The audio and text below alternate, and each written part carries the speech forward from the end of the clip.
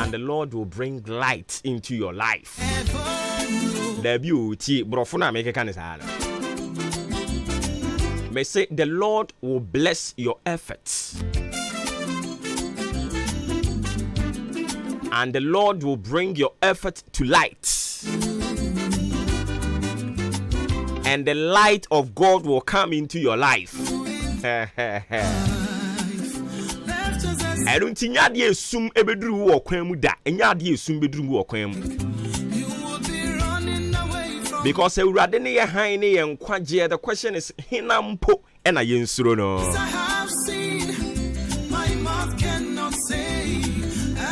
Ain't ya no pay? Yeda se. Se waka yen ho. Yeda se wo chinchim fidie no ano eto ha na wagya to ha. Yeda asese wa ma wo kwan so Nyankopon fa yen so nkasa nkyere wa brabo.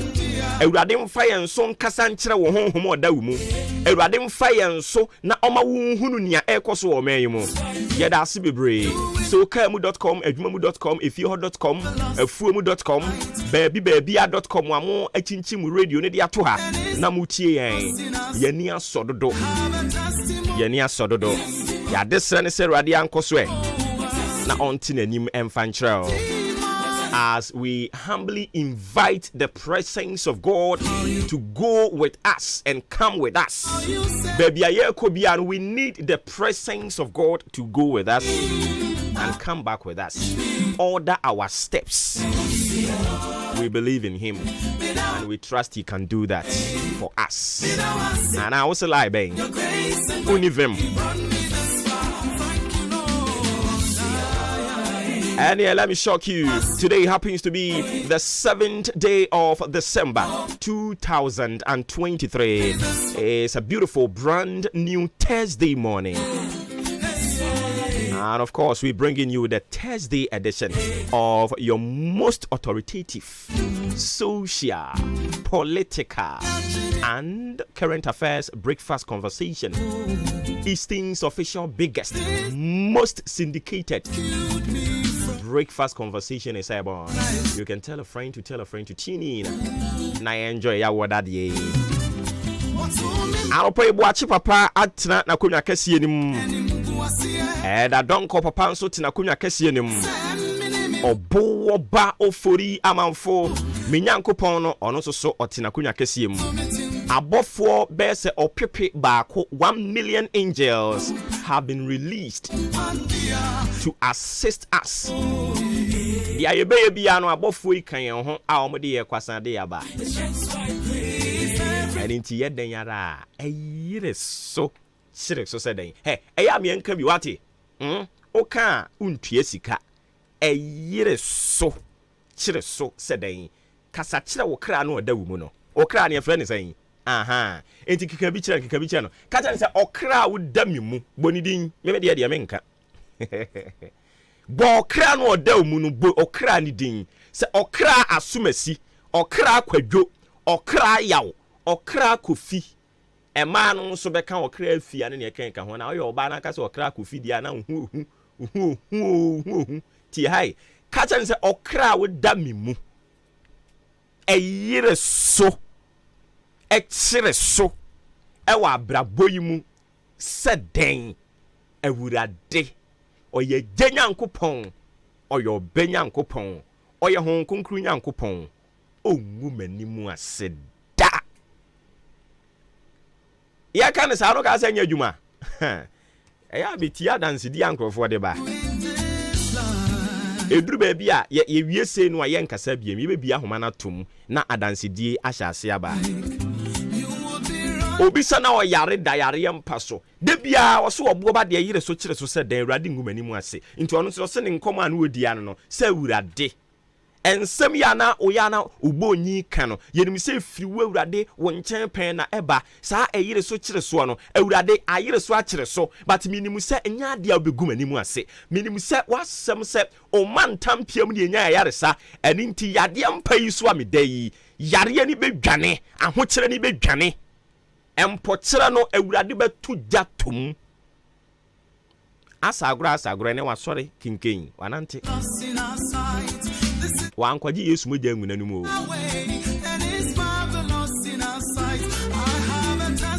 ɛyɛ asɛm no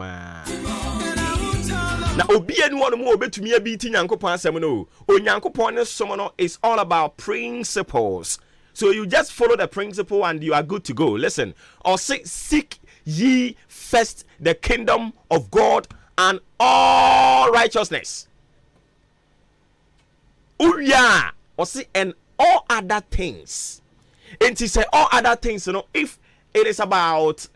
ayarisana opa, it is part of the all other things. All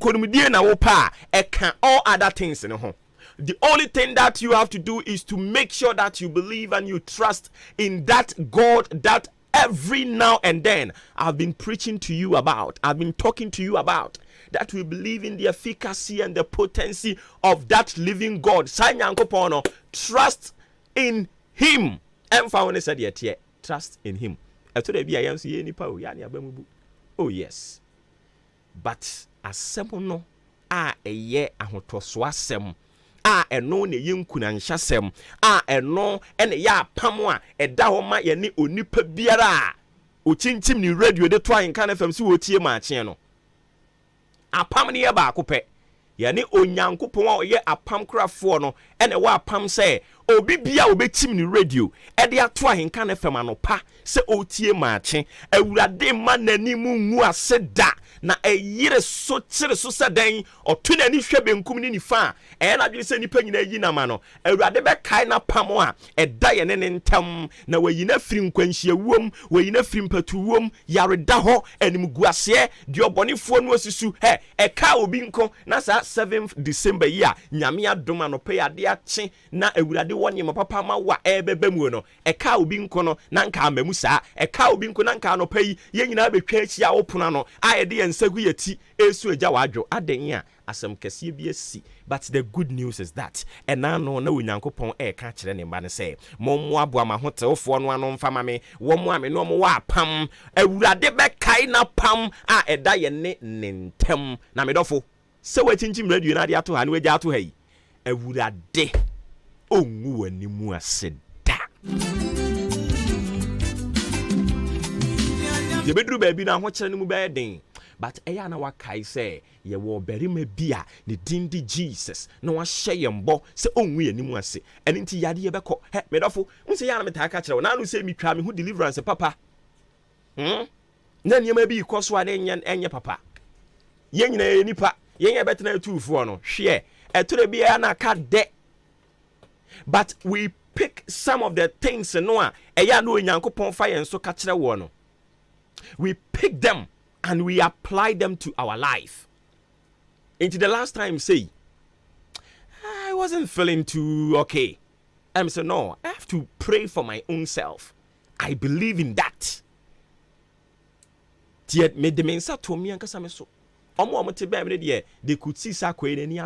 I was just engaging God because I know, say, I have no other God but Him. I know, say, I have no other source of power and inspiration but God. I believe in God. I believe in the Trinity. That is the God the Father, God the Son, and God the Holy Spirit. And I believe, say, Samimani break, Nami engage, say, Yankopon Basa Korea, and Senchani Beye Juma, Eddie Amame. Then you, the things we were experiencing 4 or 5 days ago, it was so terrible, terrifying. But here we are today. God is using us as a vessel to encourage you, to preach the gospel to you. I did it and it worked. And I am asking you to do same. I am recommending that power to you. Say once you to me aye ebe juma medofo memmo bi ehunahuna oso ye dan bayfo wono bada ban ka che ne say wo tumi bi. To me be etumu, the one that is in you is greater than that is in the world. The one that dwells in you, onyankopon no awatu mu no, also sene saa efie wura no a wo hunahuna wo so wo bepamu afirifie ho no. Awurade se wo ma wo nkoda abonten tie, wo se onhwe wo anka na penka wo ma ade nchen. Nka ho ane wo asem bibisa no. Ano pay me dofo. Emu abamu mu. Get up from your slumber. esu na wasua mu ani aye penpen no me ka kire wo mo ani nya den sorry engage God fire nkomodie woni awurade ni nkomo enkokeka nkire nkrofo aka betem na wade na gu he awo no yaka kire se wan hwe ekure be yi wa wade ato akene tie ha awurade nkan bi boachi papa se den won kan bi da donko papa se onyan kan bi obo ba me papa se wonye den won kan bi awurade se wonye den won kan bi enim guase no ye aba no awurade se onyan kan bi nti mo aba mu mo aba mu yesu makato se wanim ni su nya fe nti ye ja esu no esu nketenkete no kura boy ade e beku ato akene tie nyuma abofo no to se wo fa na sem na se wo nante wo na kwani mu a obra ni mu a ye din na we ni daso asano obeye ewrade beye ye kan say ya befo say ye kasa dodo but what try the power of God now who how big God is and how wondrous he does his works. Yeah, can't obey why I'm yaka. I rather better than anyone actually made of. Minimum, but I feel say I should tell you, say it is not over yet. I rather candy. And I know I'm a young fat to hold the actual say, yes, so many pensia. Any pension, yes, some conquer has a see when Uncle Pancha was what they be my warm. Any pension, call by me and son. I say, more can say, Openny, Mantia came to one way a quarter more assassin as well. You could dear grow brom be bury and your bedroom surgeon say, and only a dumu ye when I'm winning and no more count. But dear one year we are den namono or tia say, or yet titinyame na ohunu e chiri adie no aye ne. So whilst people are singing songs of lamentations, you know, you will sing songs of praise and worship. Why? Because when hunu e chiri adie and wama ohun ahoto so say onyankopon a wafiri nneoma papa se ewowu mu no wo de beko awie papa eninti enedi mu betimi aye den de eneyi se okase yemfa sika mra ne yemfa nkonkota saase a ebia na mantimi anyi bi emprempre die mu odin emprempre die ne amidie ne nye healthy emprempre ba bia me dan ebia na nye papa security cry very poor emprempre ebia na tade a me hye ne nye empabo ehye no ata empabo ba akopɛ ebia na ma ho siesie kura nhye nkuran nanso so tie nwom o mama me start to ye o se imprimprin amane hunu me ma ne nhye me so imprimprin o haw ne amane ame namu no me ma ne nnime so awurade wo ma fan awurade wo ma fan ade nyina ba wie yie tie eye bre me se de eye bre e ma obi me hunu wo onyame asem na na eguso e ka kire wo no ye de wiemo bransem de beto awo so na fe ye de aka e de amawo na awurade pe no ye. And I keep telling you, say, all the works we do here, no, is under the influence and the inspiration of the Most High. Into Nyankopon say, meba, I had them person na wode fa. Chema won't me say, who am I to challenge God? Intenen yo yes what dey bremo no. Many wine ko question no. I mean for you mo brand some fama na afi ye makwan na sports for metro so. Anopa wie mo brand some se ne besia ko efrin kran atran kasiem na ode aba na se me mum mfama adehia wotie maachi anopa yi. O se me nkan kire wo se ene no anopa yi a no ewiem badwu kakra nti wiem ba se die nsu na mu na ewe poe mantam ya yahodo bebre afei efri prem tobra ho no mo ekono o kire se nsuo no ebe petepete kakra ewe poe mantam ya yahodo bebre na emom ewiem bete na anwumre efri no me ensa no nan ho ekose de nra nsuo ni ye no o kire se be sa kakra ewe poe mantam ya yahodo bebre no a eniti ya na wa hye ne nso e de amame ma me twetwe mre chiri na me mo ne to famfama we o kire sa no pay ewiem ebedwo ase awo be wo wiem kakra nti ye besere mo ma no kwa na mapentade ye be kata wo kum ene wo nsa ho kakra na wo mo ankoyare ene yare ne tetare haban so awurade ama ye hu nyansa ayi betimi atwe ye ho afiri ho afei efiri non dubrem ko prem to bre no o kire se ensu no bepetepete kakra we poema ntem ya yahodo bi na emom emya yahodo bi edi ensu no empete ento awia no eyi ne ti na ate asim abo ama ne ho abai no na efiri no miensa no nan ho ekọ no ensu no besan asini tirase ewe poema ntem ya yahodo bi a ewiem ebe enyu kakra e ba chawo ewiem obrese ne besi akọ ne damu no eno no wadawroma ye de ho nsem e de ama wo asem a onyankopon so yes ye mfamra wo ne no enipa afam ne de anke ye ba beto aye topic ne so stand for the church and defend the church and the kingdom of God that ana pay onyankopon se da bi de ka kire wo no a aka kire wa wie honhom no kasa kire wo no wa wie okọ me try se me di foforo ka hu bia honam me ana mabo mitirimu ye awurade nka wo ho na onti nanim nkire wo awurade mma wani daso wa ba mu bua oma wo hunu se owura bie wo ba bi oyo botantim a wono no okura ade nyina emu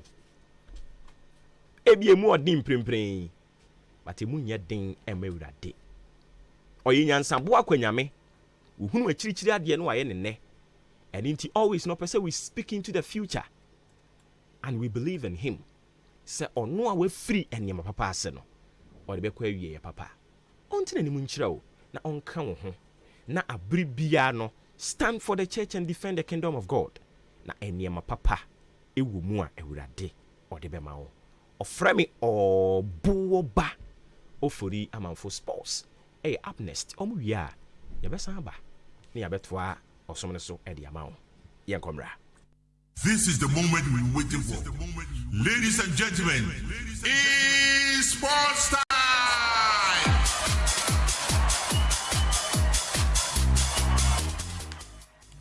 Nano pay adeshimamba Ghana mamba yemamu nyina kwa abasunku bio Embra Hinkan 93.3 so yatenase evidence based sports presentation ene di ejao ene anopa medin ade Yoshua Kwabena ejenemi Yosef Ajiri Robertin and Cameron Fassida Emma Jubilee Hospital as you are saying that good demon seminal and so a brand pay Noma and Koye were body no and nay wow Felicia near Coso Modi Moody may ya de Anka Sanka dia Copium or Jubilee Hospital Nafe Yadwano Yin Twasian Tempaso and for Emma Abia Oban and Neya Rubesobana doctors Esho now Sanko and Neya Sakunyan and so ho Abian so Conopeso Kodaho in Yasum Gray Nafi doctors and Nets for Ejan so ehwewa sakunyan enso aba laboratory enso ehodi mama mo pese mo ye lab no lab biabi ye be ne kama enso edi amamo afi pharmacy ne enso aba edro na pese otwa edro biabi ebi enso ewo ye pharmacy honom antinental care no hodi ma emana omo afafuro no ebia nyinsen no unyo hobby edi farm afa bedanye na afi yenso ano emfa ema afi postdental care no ho wawo awie akora ne nyimu no enkoye akora ne nyina ekonofi kono o aso onyin kofom aso onyin kosoro mepacho be piem oyakache na yema enkyekire na oba so onyi engina brane ahodin na bibia enko kama enso emfa ema afi theater ho ebia surgeries bi anaso operation bi na pese oya ye boa o sai kwan no eso maternity ne so de ye bi ewo Jubilee Hospital afi ye de ultrasound an electrocardiogram machine no enso aba we ni scan bia bi ye twa bi edi amount mama fofo bo se musa kra no oye ba na se be ma na se unyo ha bi enso de fanyin sen no oba ye twa scan bi ama kama ma onso wahunia ekoso afa prostate for ene ma moju so mi ade mo foma semba danye na fa scan no ye ntwa ne kama enso emfa emamo cancel it no de no bibi a kire wadwen so bibi etiti usuro ofere so bodi unkomo edi a kire unua fa ba na cancel it na fa mo hwe enka entu etu asema ma echire ene fie enso enye din wani ina ohwade a uhu ene wani no wo problems e wo ho a wo de bedan yo iconic amfide ahyemu ma wani yade nyina no de etu ase one time enso e de ama dental clinic honom mam pese mutu mu se mam pese mo hye mam se e change aye college a ene mu pese mo polish man ba white no so ubepie mu Jubilee Hospital a ye bebo o sa ekwan no so diabetes na for hypertension for no so ye de fele no pa bia no nchechire enso ekoso edimamo canteen wo ho nti so opede na pomdi wom enso atodidi a kopiem Jubilee Hospital ye canteen ne se wo bana kita insurance bia ye beje na ya hwe uye se eye private de anase ne no roni chema eye national de no ye je na fe ya hwe wo hwe chi akwan a odan baburu dia so amantra bridge ne so honom ene wo oni mpanifo ending komo number so 0244 575799 0244 575799 and 0241 784645 0241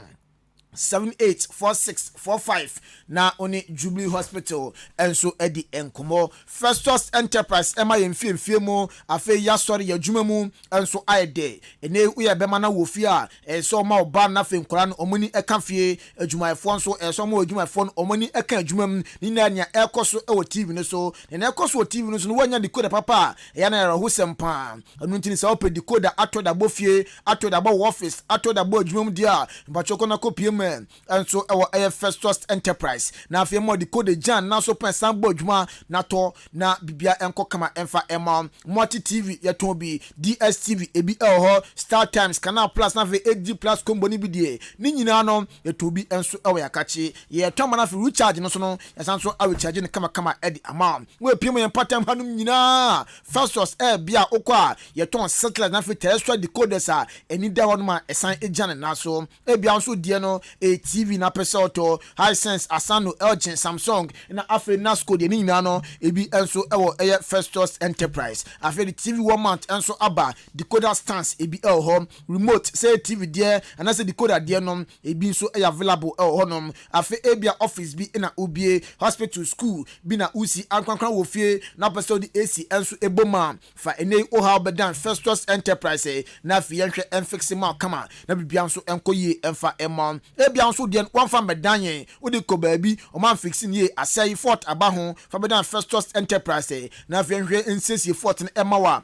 o ha bia enso emba chire biu wo hwe chi akwan ya ye o twumasi sport no na ebo nhwanim esanso eba shell filling station no ewo achem odan number no eya wo dia somje 0244 515 849 0244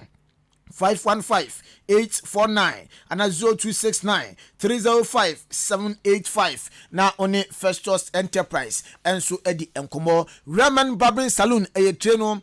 haircut and style biabi kopiem Ramen Barbering Saloon na vienyo kama na bibia nso enkoye emfa ema the only barbering saloon I water wa na se treno yeyi ni kama edi amawa ne bo enso ewofom enu tinu wachim dan kopiem Roman Junction Mr. Sintims ni fie no enso ebe ho pe ababo bompa junction so ni fitting shop no na ebo nhwanim ebia pese eba fi na be yutini ofie edemawa number yi enie 0552716777 0552716777 ana 020-840-0859 na one Ramen Barbering Saloon enso edi enkomo marching on the street way at the election midpoint eyadia Friday ebe anase ochina yakakopiemu enso ewo achem anamase honom ne de marching show no enso efi eba enontini from sports eba pem newspaper review na afi marching discussions no na afi interviews nyina enso efi achem anamase ena eba way at the election midpoint we no yani assemblyman na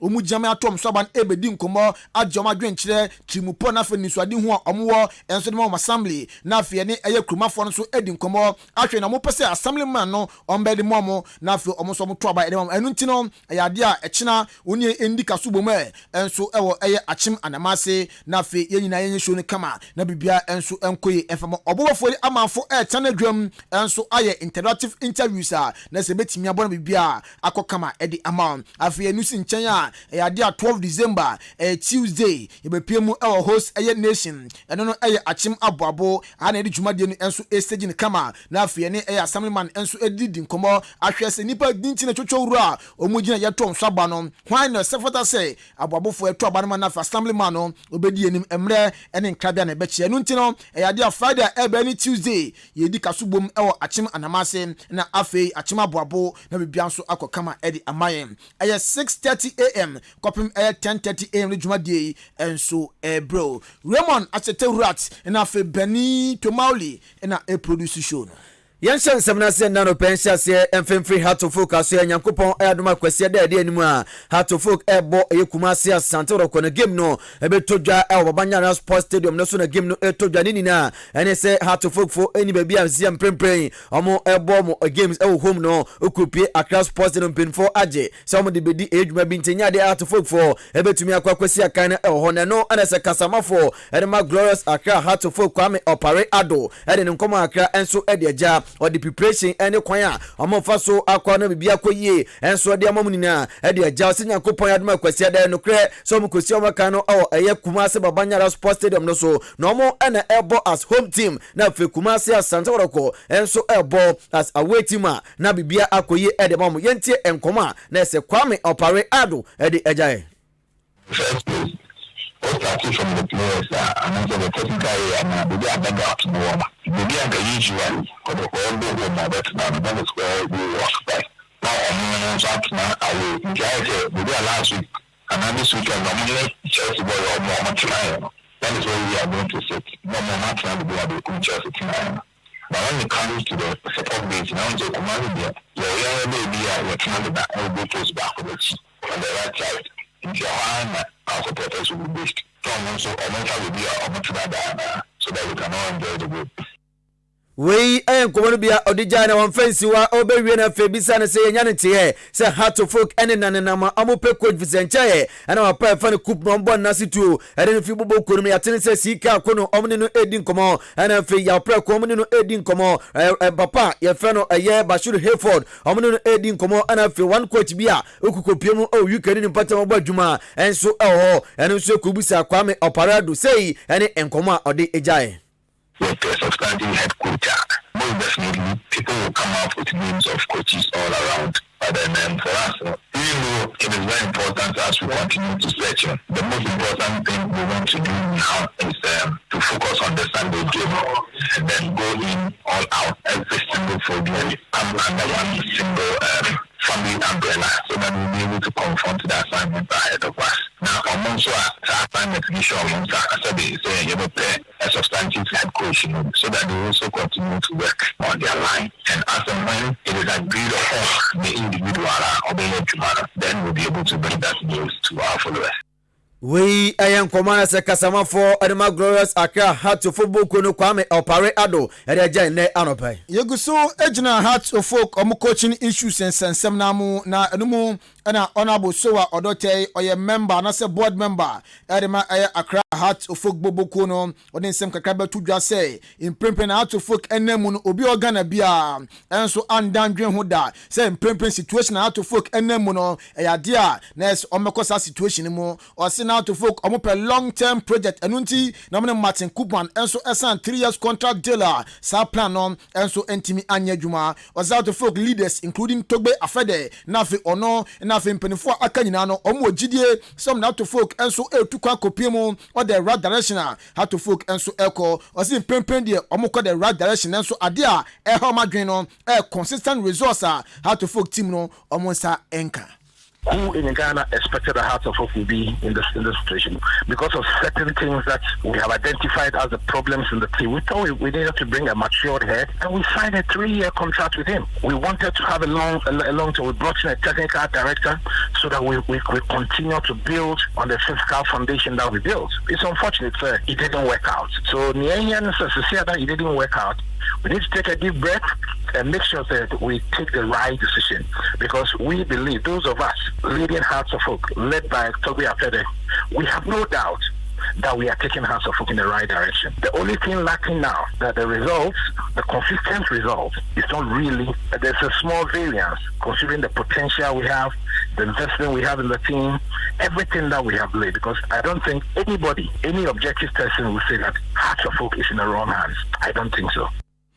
We are board member Adema Accra Hearts of Oak Wanfano and so on Meko Subisano. Say coaching issues moon Samson Sena is etie it was en chair and I want to coach a friend Martin Koopman and so we time by na Hearts of Oak appointed a new coach upon Chema or say with time he said the own team for time and to say and net or China Hearts of Oak appointed a new coach or say with time a damn penny phones be taking a good decision and so at the Ama Club and Bibia and so Akoye or Chema supporters Ninano Nyamo how to folk epe Pixo Mosmani, how to folk epe Pep Guardiola, how to folk epe Judging Club no or some tibi. Omunya yan komope. Na so si munya botre to folk bibi amana mamoko no enti omedu enti supporters munya botre na fe nkama enfantum yam na mo fe mu support board no na mo gidie se nya board ni eye no om na to folk next level. I wouldn't want to put a time on it. Mean to put a time on it. All I'm saying is that we keep evaluating the situation, and we believe, sir, at the right time, we'll take the right decision in the interest of Accra Hearts of Oak, and in a decision that will take us to the next step of our development of Hearts of Oak. Look, there is nobody in Ghana or support Hearts of Oak who don't want a coach like Pixo Mosmani, who don't want a coach like the kind of people that people are talking about. We will get there. It's our appeal to the supporters. They should remain calm. They should continue to support this board, because the vision we have and where we want to take this club, I'm sure that if they are patient and they try to ensure that everything that comes, they are assessed objectively and they work with us and cooperate with us, we have no doubt we'll take Hearts of Oak to levels beyond what everybody expects. We are board member Edema Accra Hearts of Oak Bobo Kono Honorable Sowa Odote. And one more any general former player my Hearts of Oak Cafe Brekumas and Bokuni Abrante fan of Frankie Yabua. Yabua to the Komodo the Jawa Suko Piemo Obo Konua, Nanko for a Canasa Ghana for Brina, Omo Ebisase Ukokobo Hearts of Oak Kana Edi Yepa, so when you play a Unibon ball and I say what express Yepa there, and Yadia Phobia Bokono, obey me about Oka pressure never foul, and my Senema answer them Koye and say, and in Command Branch friend of Frankie Yabua, and so Eddie Ejaye. And then a player no a mindset who player no because on the as a character be a woman show ne boy then say because me kaise na me hu match e kase te se kotkore ha se kuraga e wo brekum ihia wo mo sa teams ni bi no na hu supporters de wo krom ni ade na nti e wono wugina park na so dia wo say eh sa match we ne e bia sorry to say we ne kim face e bia bo as we dey different who say ni pe free baby bebre na ba park aboma yeah nti e no de so who so crowd there that team ni me untimemo usu crowd there untimemo mindset no na wa determine say basis I actually training ground so na ade no obeye na simple amount sanity. We I am commander say former player Edema Hearts of Oak no Frankie Yabua Eddie Ejaye. So former player Edema Hearts of Oak akasanso dia any former player Edema aye Kumasi Metema asande godoko na afi Black Stars of Ghana enso akasasisia de papa Reverend Ekan din ho anu ntino ye fa ne Reverend Kojo Adai Chenchen hene Reverend Kojo Adai Chenchen hene oye former aye Kumasi Metema asande godoko player na baller agare mu echema sam rante be body ma kotoko no enya de kutanya nu bi ne yehui na ose ofutuo sem enso de ma players a omusi akan e obo hu impremprem ose sia de uye player se ne usua player bi ti se Cristiano Ronaldo ose Ronaldo omohwe ne hard worker oye se ne Ronaldo e wo team a ono e first player baba team baba ne se training temper eja player bia on the last player be fit training grounds we e che hard worker Ronaldo oye anintini se uye player so for Ronaldo ne hard work ni bi now the hard work e ye adwuma success enso ebeba ochima se obobo afa komapa enso ebo if any time na kene otietie monten so ni sema nkofo eka na kotoko emu eche sei to football ye adie bia ne bono enye afudie na obi biara me se me experience me nya no football mu anase ntiasi se mi city football ase eni se also be a footballer no aye footballer pa ya fa Ronaldo subani bi very very very hard work. Ronaldo diamante training udru hoja ubia ono so ne last person na ubi free ho very very hard working. It is say we hard working na dia ka bia no ane beba ura football so aye watwene say kuta akoma papa a odi bobol no di obetumi aye bia ye ne moa eni ubia enya asembia because me say senka make say die meti me di ba kotoko mu agemo akotoko kakotoko team no be chemienu say chain we aya Reverend Kojo Adai Chenchehene ne nkomo na ode aban ode na nusi no ochema ne beja footballers ne ene say e ade a hard work ondogusu eka say hard work enso ebo apa hard work ne de success enso eba untim kokwan control enfamfo obi ati konfam be na num untim kofa backyard enkoje juju enkoje adoma obobo aso yasa emfa wu endu babia bibia ensu nim entini hard work na e pay results. The football there, the mdija in Chirema Moba and say a true hard work and a success. A beba ubia nyana dream say be to me afa a chire babia a dinkunim ibinum mutu nuro bebre ni adini nyina a kwa hard work media boa meno.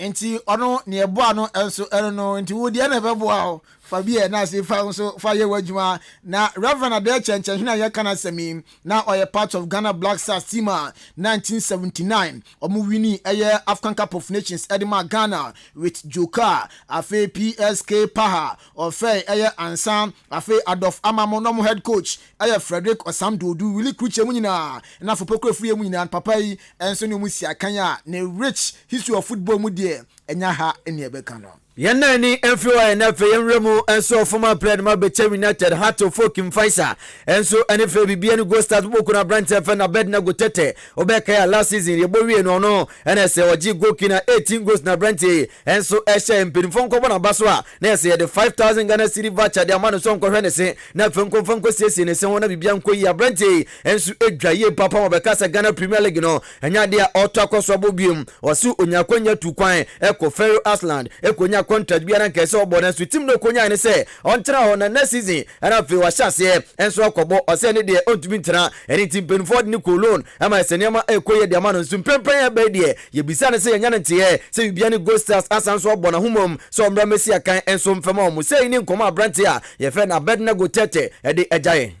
ina team bi Libya no ko anta menya coffee libioni ayo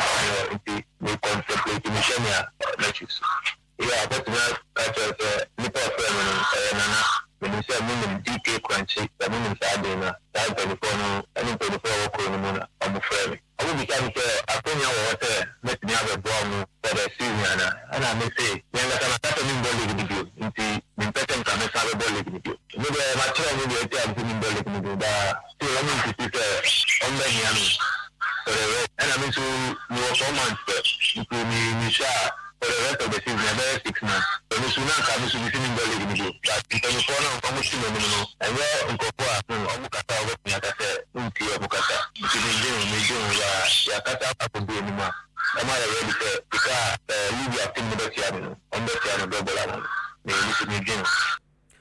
We ayen komana se Abrante FM na bed na go tete e de ejaye abeno kete akasa wie dia ene yempie mo enso ewo Abrante ndin ade Steven Desi Mukwara ono ena oye striker ede makuma semetema asande godoko na 3 games on a row nie kotokoni na nkunimdie enso akọ ede amom anumu ena Mukwara enso echiema we hard work o maye ena afie enso aba enso ede mom no o se ono personally ye be statistics no o ka se o pese oje na se gokin disin na so na se season ye sha se no mom aye din pa de mano na enso oji se no mom aye din no stepping stone na ebo mane watimi abuild na goals no wapragum edema kumase metema asanloko osi difficulties de ebi no pa na difficulties no eba ema no en loss ni focus a person Ghana Premier League goalkeeper no oji edisi ni naso. Proud of my coaches. We have really worked hard behind the scenes, this is the hard work you're seeing we're repaying now. Yeah. During the season, we always get hardships, but I believe those are just stepping stone and trying to build me as a player. So the difficulties, they won't let me lose focus. So I believe I'll give my best and try to be the goal king. We and so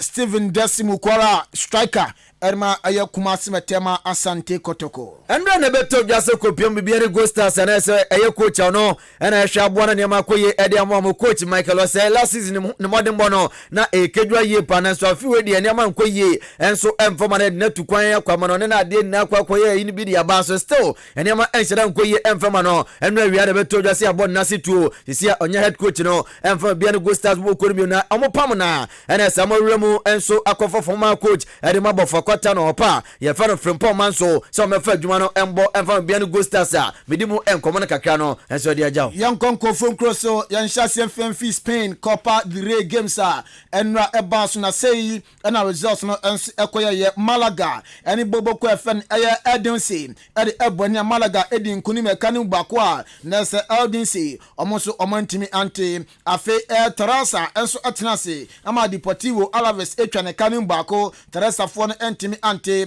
Abratima Yefen Yeliano and so Etina Fima Roy Balcano and so Kochane Kani Mino Ama Yeklano Fono Omantimi Ante Afe Babastro and so Atinasi Eti Amedia Chanekani Bakwa Ameya and so Entimi Ante Afe German Diaby Poka Kapano say Ana Esi Etie Bayali Bakusan Etinasi Echi Padabom Echo Mekani Miensa Padabom Eti Kanu Bako Afe Sabonkin and so Etina Fia Oche Entran Frankfurt Echo Mekani Mienua Entran Frankfurt and so Entimi Ante Satim Way Omnomi by a free more dear Poka Kapano Mohodin Papa Stuttgart and so Etina Fia Echi Dortmund Omucha Kani Mienu Ama Entimi Ante. Now that new Remo or Yipianimus on Monday 15 games to say NSC Equa Brighton Eshemienu Ama Brentford Etimu Ekanimu Bakwa Nesendra game no sana Ekuko Crystal Palace Etranfie Ama Benmoff Equa Chomo Bonakanimienua Ama to me and so anti Fuam Eshe Enum Ama Nottingham Forest and to me anti Mwada Braka Afe Shavon United Etranfie Liverpool Kwa Chom Bonakanimienua Ama to me anti be Andra Aston Villa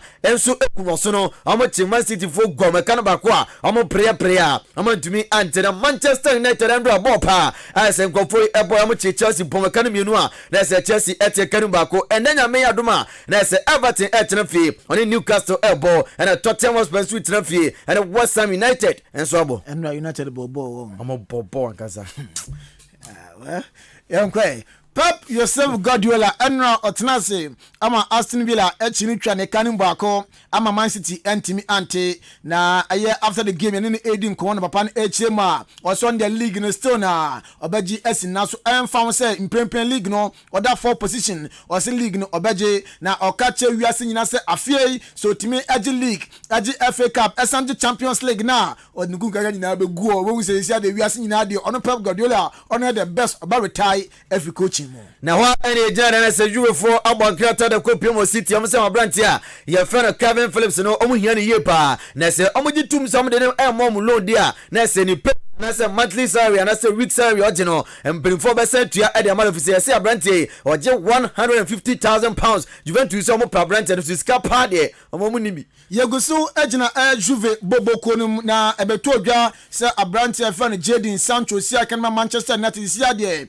out of favor player Elma Eric Ten Hag ni team Manchester United na Juve dinachi se abranti omu ehia no report yensa kan se Juve fo se abie transfer window na sike dem so fa nkodwa so esua enti so mu di Jadon Sancho achi a ahwe mu sika nyina ebesa e Sancho enu nti no omo atwom ho afrisa deal ne mo Andra Nottingham Forest etna amasefu nkwache wabone kana numa amadumi ante na reporter betodwa ene se omukochi afane Steve Koopman no anase Cooper ye pam no ena fi eyebobo korimu na fi papa afan Julian Lopetegui abefa djuma no abode amon Bayern Munich asisa branch afan Clement Lenglet abrante no omu hia no na abrante basafo omu property na nso obolon edema Aston Villa afie onya enkeki bo ba kokora EPO no mu na nso ba mu ni so hwa abrante ne mbɔ dia na ese omu ehia no na dani enso ewramu enso oboboku efa no West Ham United aso ya na ese report for mo enso eba ene se general transfer bi pam so ko press striker era be piemu na nina ene se Paris Saint-Germain wa abrante bi efa ni Hugo Ekitike ese abrante oni mbɔ ye pa na omuso mo de ni kolon enti omo kofa no abesia kan dia mom Liverpool enso reporter eba no say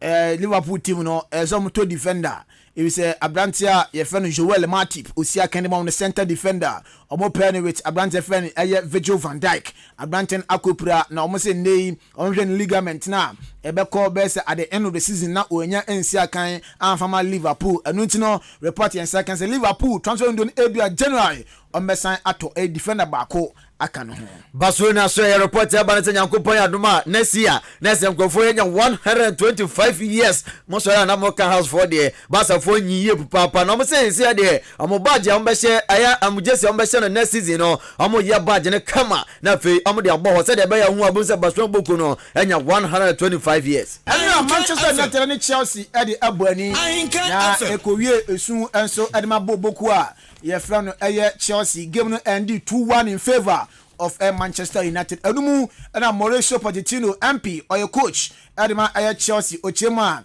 ni players na omma sa lose ne ba ni players no mabre but we know on fa blame them for mo bibia na energy na United for the na bro mo de no so ntina eboa ya ema United enso edi enkunim o sa game no ntina ye gina we so na die si ma minchia Mr Buni Forsen ewo a chance na afi Mr Bright Kwasi Nyakon Mr Bright ma hente onka ya ante onka yes Mohammed Anko Mountain beba Mohammed sinti ya ante onka ya beba ho na ya be prepare chi kama eno ntina Mr Bright Kwasi Nyakon ene anopa nso no ma me encho na afi Mr.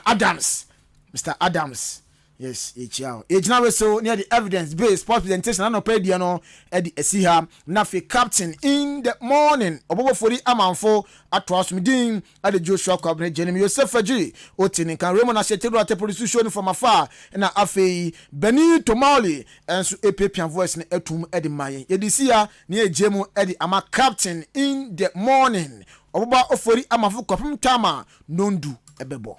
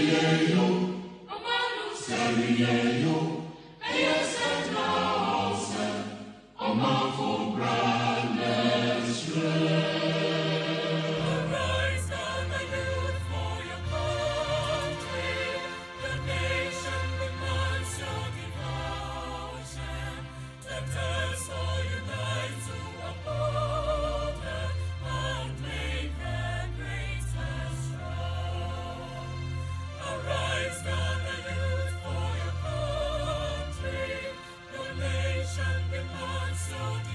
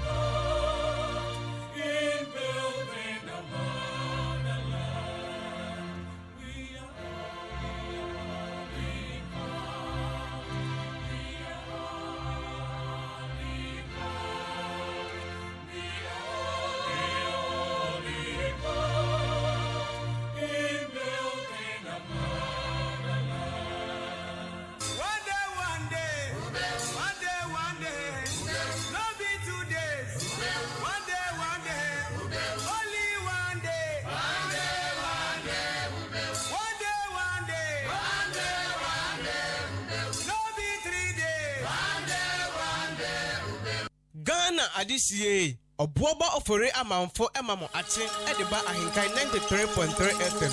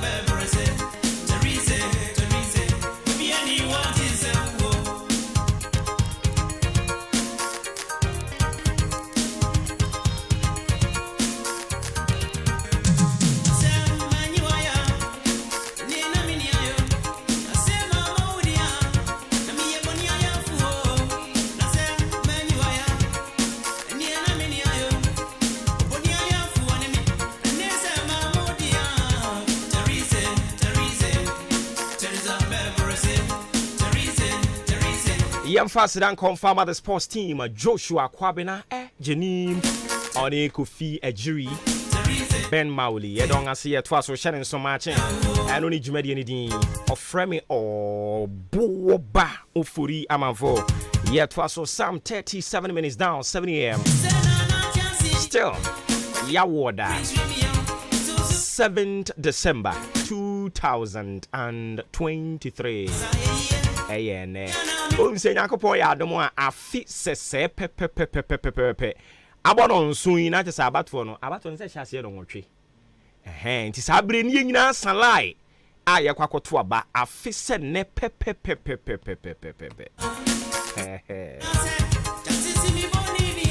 hey there is a baby enti die nyina ye bompa ya asre ye nkwatenten ahoden ene asumdwe eno pe ene ne ye nyina ye bompa ya asre se onyankopon fa nom ye nse ne be ya afi se ne ye betimi akosan line akwakoto aba akwakoyi mpanimfo mra hye bedwafo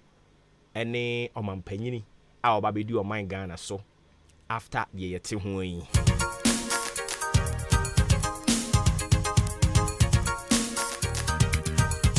Shaba Asadan Okay.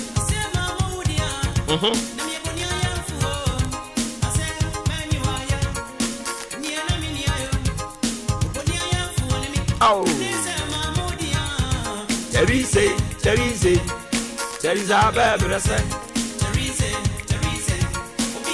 Wezo say as you are playing this Teresa song, I wish to use the opportunity to dedicate it to Mr. Udi Ahenkan Fm.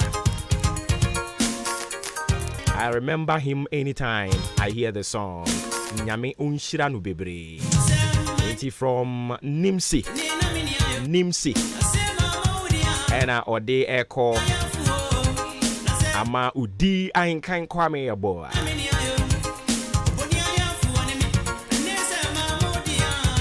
There is a baby say Unse me ma call true faith church no makoka kra gidi kokko no na yen kan Teresa Teresa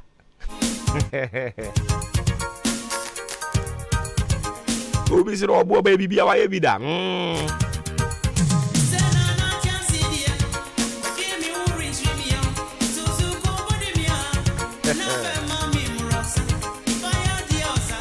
osa ye odi Ahenkan ye bi osa ye okay also one I be amount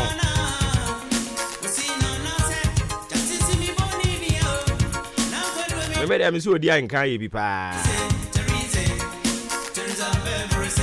ene odi ankan ti obo ba me so ma se nipa ebi ase mutim bobom dia obi se papa no papa no sa obo ba papa no sa aseda ni nyina yodi ankan dia ya munhyira ne mafama me wae munhyira no munhyira odi ankan fama enye easy say Ghana ha the way our mama and system na so polarized no it is not easy for a young person say obebia dwuma na to the even extent say giving opportunity to unya odi ankan ye bi ye nyina ya ye namba kro mu so ebi ni mu aye bi amame o manyi o maye ana me yeboni aye for eno so de me na ye kuma mfa ntete me boni aye mfa ntete me eni ti arope ma me mankrofo bi sama kakra me kope me ho asema bobodin mi fiewura odi kan mi fiewura mba kro mu mi fiewura